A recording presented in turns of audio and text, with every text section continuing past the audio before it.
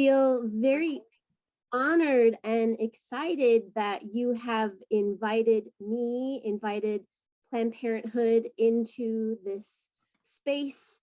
And I'm thrilled to see some very familiar faces. And I gotta say, Dee, I never knew your name was Dolores. I thought you were always Dee. So that's kind of fun for me. I'm learning that your full name is Dolores. Kind of interesting. So I have prepared a short little PowerPoint presentation on the reproductive freedom in Iowa and the whole United States. And if at any point you have any questions, please let me know. Once I share my screen, I won't be able to see the chat. So if somebody could keep an eye on the chat and just let me know if there's any questions that come up, that would be great. And then when I'm done speaking, I will open up the floor to everyone for additional questions that you may have. So again, thank you for allowing me to be a part of this day. And let me get my PowerPoint up and running. So can you all see my little PowerPoint there? Yes. Okay, perfect. Thank you very much. So as I said, my name is Kristen and I am the regional health educator for Planned Parenthood of North Central States, which is somewhat of a new name for us. We have gone through several mergers and I'll talk about that shortly. And this is a map of all of the places that we currently, Planned Parenthood of North Central States, have clinics. So you can see we are a 5-state affiliate. We are North Dakota, Sioux Falls, Nebraska, Iowa, and Minnesota. And Sioux City is not on my little map here because when it was created, we didn't have a clinic. Many of you may remember that our clinic closed in 2017 due to the defunding that happened in the state of Iowa and our loss of Title X. But I am happy to report that we are back in Sioux City. We opened up our clinic again in Sioux City in the summer of 2020.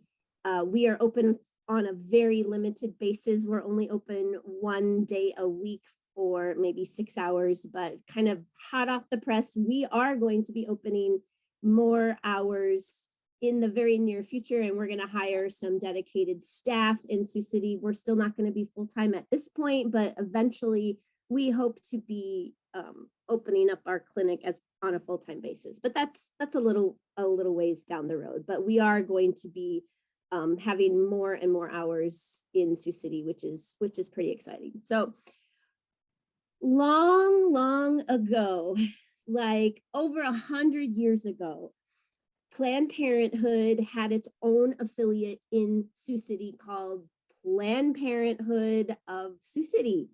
And initially, the research that I have done, we were in the old YMCA building. Actually, there was an actual clinic in the YMCA building, which is like on Nebraska. I'm sure you're familiar with that old building, which is just standing there rotting away.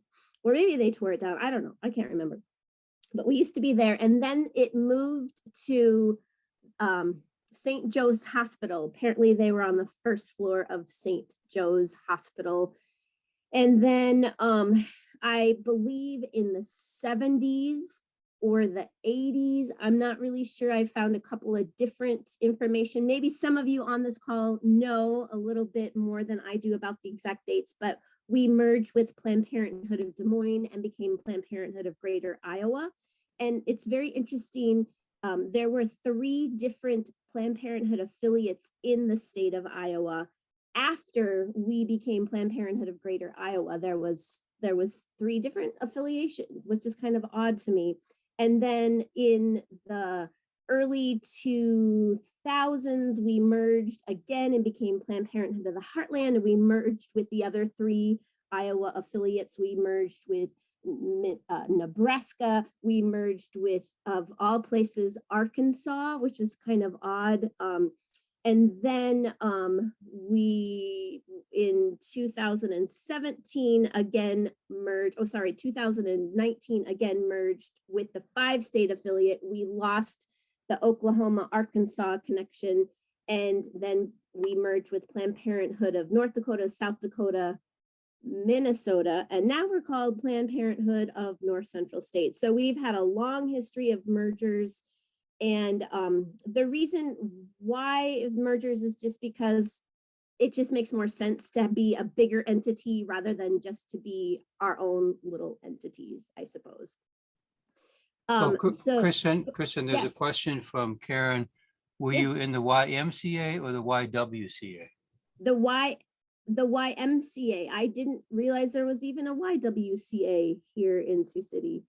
But yeah, it was apparently in the YMCA. Thanks for the question. So as I said earlier, our clinic closed back in July of 2017. That was quite devastating for all of us. I have been with I have worked with Planned Parenthood for over 25 years. It's been quite a journey. The staff at our Sioux City clinic had been there 15 years. A lot of the staff had been there for a very, very long time.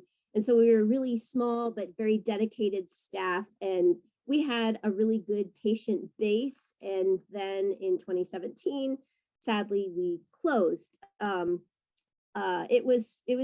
It was pretty hard to deal with. I still get a little choked up thinking about it because we, of course, had around 5,000 patients at our clinic who all of a sudden didn't have their reproductive health care provider. It was devastating for the community. I don't really know what else to say about it except for that it was a really hard thing. We lost our Title 10 funding, and Title 10 funding, which I'll talk about in a little bit, is funding that provides reproductive health care for men and women who are of financial need. And that was what was paying to keep our doors open, essentially. And once that funding was gone, our patients could no longer use that, obviously, and we no longer had that income coming in. So we had to close for that. I'm happy to say that Title 10 has been reinstated with our clinic. We got a small portion of it starting this October, but then our main grant starts in March of 2022, if that's where we are. Are we in 2022? Yeah. So starting in March, we're going to get full Title 10 funding again in the Sioux City area and throughout all of Iowa. So that's pretty exciting that Title 10 is back. Hopefully for a while, but we'll see what happens if a new administration comes. That's the problem with reproductive health care in Title 10. It really depends a lot on what's going on in Washington, D.C.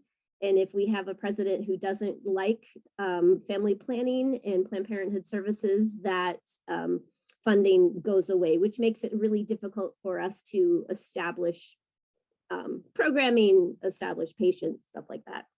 So as I said earlier, we opened back in July of 2022 with very limited hours. We're currently open Wednesdays from 9 to 3. The services that we're currently offering right now are all the reproductive health care services that we've always offered. STI testing, we do pregnancy testing, we do birth control services, we do vaccines, we do limited medical abortions. And then kind of cool, since the pandemic, we offer curbside treatment. So people can just stay in their car and our providers will come out to the car. And then we also offer telehealth services, which is pretty cool. They don't actually have to come in at all. They could just meet with the doctor over Zoom. Well, it's not Zoom, but and get their services that way and send them their birth control prescription or whatever. We also, I'm really proud of this, all of our clinics throughout the 5-state affiliate offer GAC, gender affirming hormonal therapy. And then we have LGBTQIA+ coordinator in 3 states, Minnesota, Nebraska, and Iowa. and their primary duty is to help people who are transitioning, but just to help anyone in the queer community navigate living in Iowa, and how to find a queer friendly haircut place, or other medical services that they might not feel comfortable going to a regular provider. Our care coordinator can help them find a good provider for them. And then we've also started mental health counseling. All of that is done telehealth at this point, but we have hired some mental health counselors who can help some of our patients who are experiencing some mental health. So a lot of things that we're pretty proud of, and always looking for more ways to help more people during this crazy Zoom time that we are living in. So I'm going to talk a little bit about the education that I am doing, and then I'll talk a little bit more about the history of reproductive health. So currently, I have a grant from the Teen Pregnancy Prevention Initiative grant, the TPPI, and it's funded by the Office of Adolescent Health. We used to have several grants, but as of last year, August of 2021, the grants that have been funding my position literally for 25 years were cut. The current Iowa legislature just said, you know what, we don't want to fund Planned Parenthood anymore. And that threat had been happening for years, but it actually happened. So as I said, the grants that I have had my entire career at Planned Parenthood were just, they just went away. They were just completely went away. Luckily, I have another grant, and then luckily we have a lot of donors who firmly believe in the importance of education. So I was able to keep my job, as were all of the other educators. So the programming that we do currently with the TPPI grant happens at WITS and Gateway to College, which is also located in WIT. I go weekly to Rosecrans Jackson Recovery Center, work with the adolescents, but I'm also working with the adults on a weekly basis, which makes me really happy to hang out with adults. And, you know, adults did not get a lot of sex education when they were teenagers, so they have almost more questions than what the teenagers have. So I'm really honored to be working with adults in that center. I'm also going to the juvenile detention, and some of the programming that I'm doing is called Families Talking Together, where we meet with families, just an individual family with their teenager, and just have one-on-one conversations about helping the teens have better conversations, better communications with their parents, and giving parents the tools that they need to be better sexuality educators for their kids. We also have a program called Safer Sex Intervention. It was originally created to help people who are just sitting in the waiting room, waiting for their appointment. So an educator then would take them aside and meet with them, so they're not just sitting there doing nothing. Since we don't have a clinic anymore that's open very often, I just do safer sex intervention pretty much with college students, where I just meet with them one-on-one for about 45 minutes to an hour and just talk about their reproductive health care and do some reproductive life planning with them and help them get the services that they need. And we then also have a program called Askable Adults Matter, where we train adults who work with teenagers and help them to get that word out. I think Carter has been trained in Askable Adults Matter as well. I think he went to a training with me on that one. Yep, it was good. Yes, it was good. And we've done a couple of sessions here in Sioux City, and it's really fun because so many adults want to be able to give that information, but they just don't know how to start. So this program is primarily for adults who work with youth.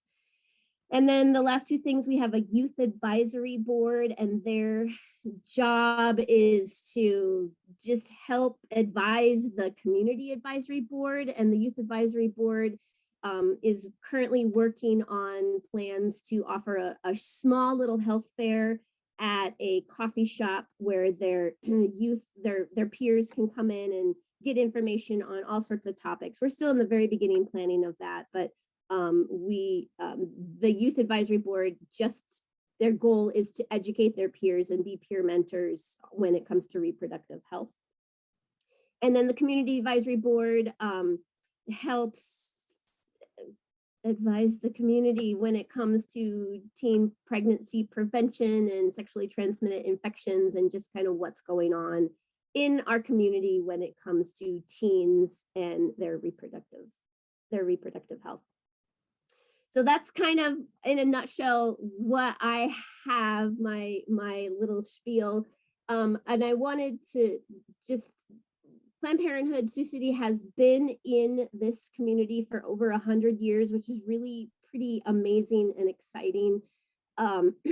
In 2007, the state legislature mandated that sex education be a part of the K through 12 curriculum, which was really exciting. And we were all so, like, oh my goodness, I can't believe that this is happening, that they're mandating that sex ed happens in our school.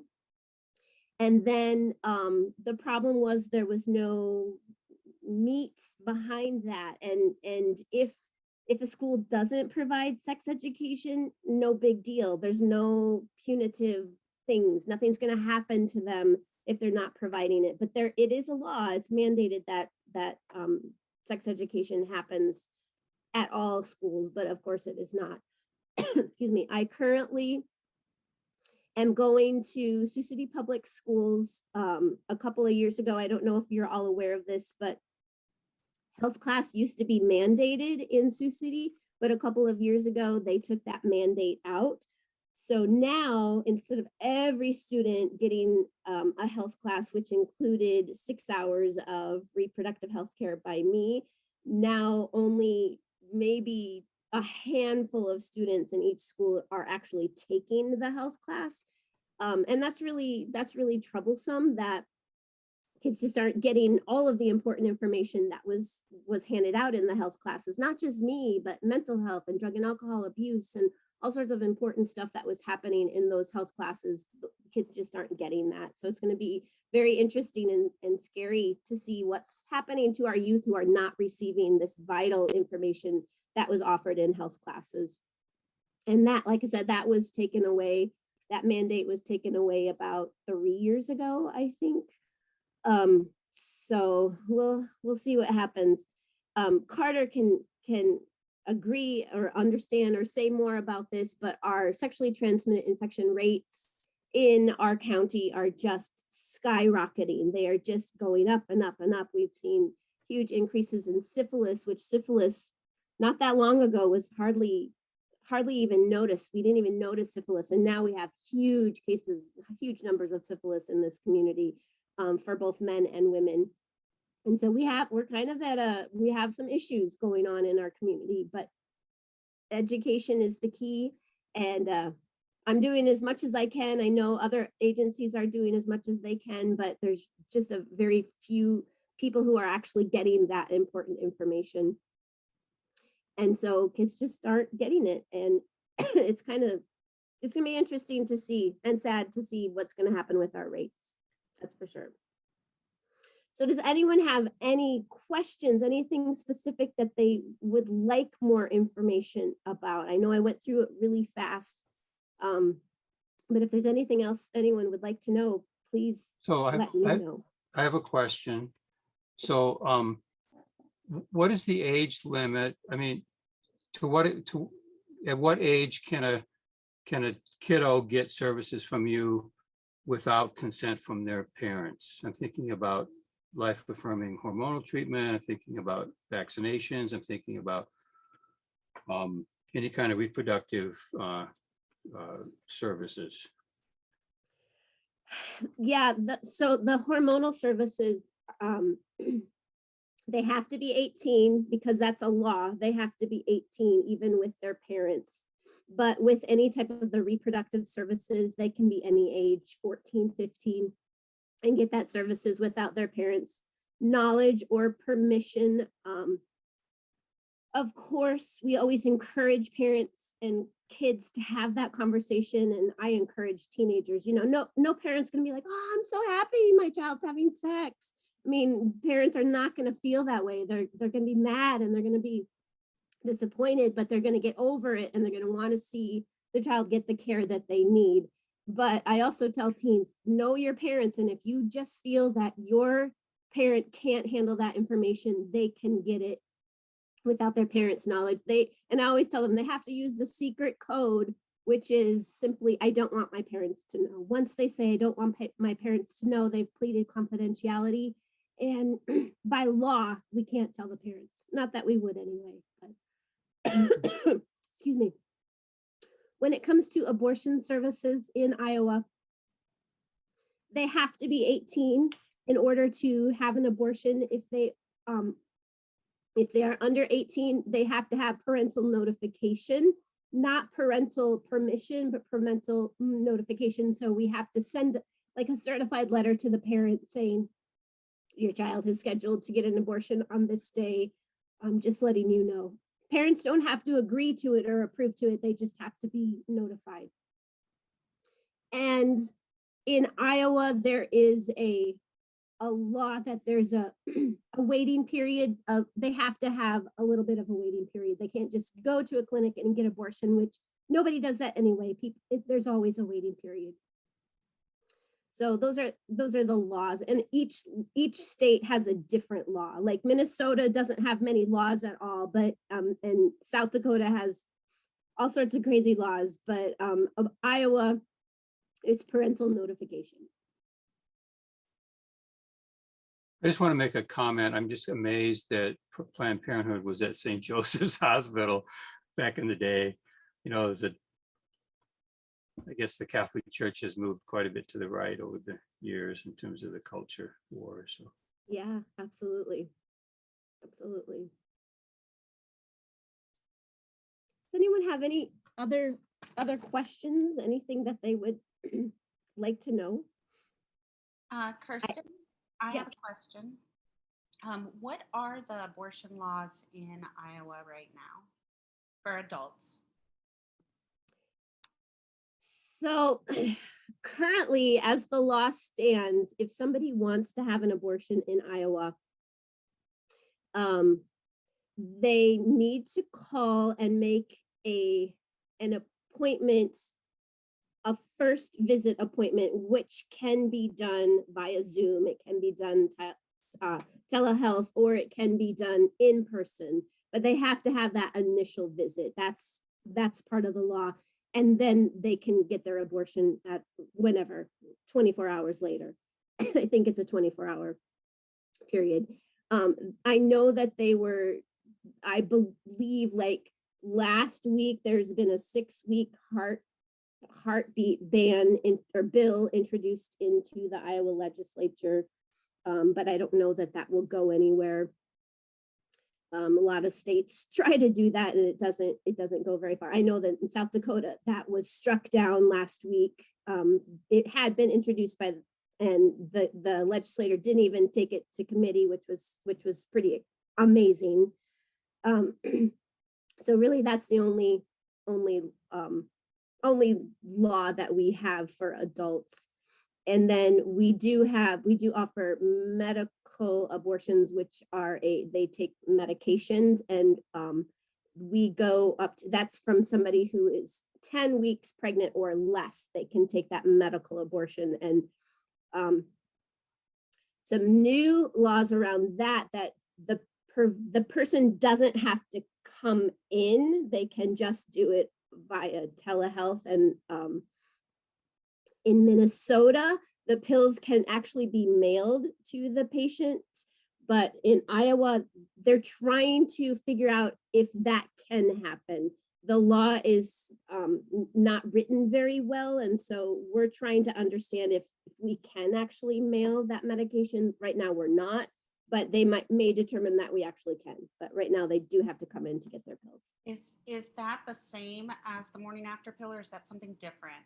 That's a great question, and that's completely different. So the morning after pill is taken before a pregnancy happens. So they had sex Friday night and the condom broke. And if they take this morning after pill, the sooner the better, usually within 3 days or within 5 days, they can take it and it will prevent the egg from being released. And if the egg doesn't get released, a pregnancy is not going to happen. But if they happen to get pregnant in that time and they take the morning after pill, it will not end the pregnancy. So they're two completely different things. So the morning after Definitely. pill only works to prevent the egg from being released. It doesn't work to like if you ovulated before pregnancy It could, or before sex. right. It also works by, sometimes this is kind of a lot of stuff for a Sunday morning, but sometimes it thickens the cervical mucus, the mucus around the cervix, and it doesn't allow the sperm to get into the cervix to penetrate the egg.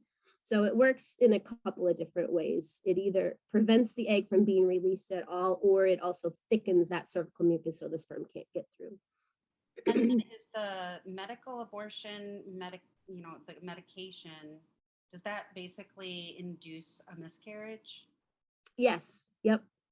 That's pretty much what it does. Yep. The first pill stops the pregnancy from growing, and then the second pill essentially induces a miscarriage. Yep. Well, the shedding of the uterine wall, basically, right? Mm-hmm. Yep. And then And the detachment of the placenta. going back to the morning after pill, is that easily available in Iowa? It should be, yes. Anyone could buy it. It used to be only female identifying people who were 18 or older, and then it was dropped to 17. And now anyone can get it, even somebody who has a penis, somebody who has anyone, any age can do it. Of course, not a 10-year-old can't get it. It is over the counter, but it's not over the counter. You still have to ask the pharmacy. There's a little card on the shelves, and you have to go up and get it. But pharmacists in Iowa, from what I've heard, are pretty good about distributing it and giving it to people.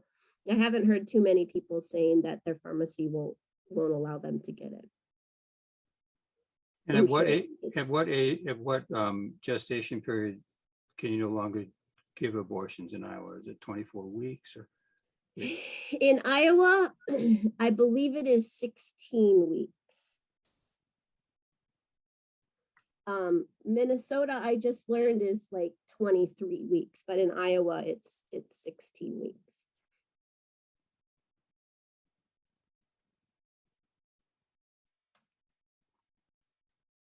Something that I think is kind of interesting and sad and interesting at the same time that I've learned is that you could not legally buy condoms or get birth control if you weren't married up until 1972. And I just find that quite interesting, that it's something that is so simple nowadays that people can just go to the Casey's and buy condoms, was something not that long ago that was not allowed. So that's amazing how much we have come in the past 30 years, but then it's also scary how quickly we are going back. Do you So know why Hy-Vee locks up their condoms? I do, just because people steal them all the time. And not only do they lock up condoms, I went to Walmart a couple of months ago to help a teenager buy a pregnancy test, and that even their pregnancy tests are locked up on the Walmart on Floyd. I don't think they are in the Singing Hills Walmart, but on Floyd. And I was like, what is this? And the poor lady who had to help me is like, I know, we just have so many people steal these that we have to keep them locked up. Well, and furthermore, just point of clarification for a lot of people, why would you buy condoms when there are so many agencies that give condoms out for free in this community? Right. Well, Or if you don't know that. you could all go to myiacondoms.com and get them for free, and they will just send them to you. So save that website. But yeah, a lot of people don't realize. Maybe the stores need to. A lot of people don't realize Maybe that a lot of agencies have them for free. Yeah. Kristen, what was that? I'm going to put it in the chat. MyIA. Condoms. Don't put it in the chat yet. I never remember if it's .com. I think it's .com, but I'm checking real quick. Maybe the stores need to like put a little list by their locked cabinet that says, hey, don't steal these, go here, get them for free. But then they wouldn't make any sales on it, and they're capitalist assholes. So really, they need to make their money. Yeah, it's true. I always thought that this was years ago, but I was so irritated because Dr. John sells condoms for a lot of money, and Francis Cantina sold them. They had them for so much money, and I had tried to get them to put them in their bathrooms, and they just refused because then they wouldn't be making the money that they make. So.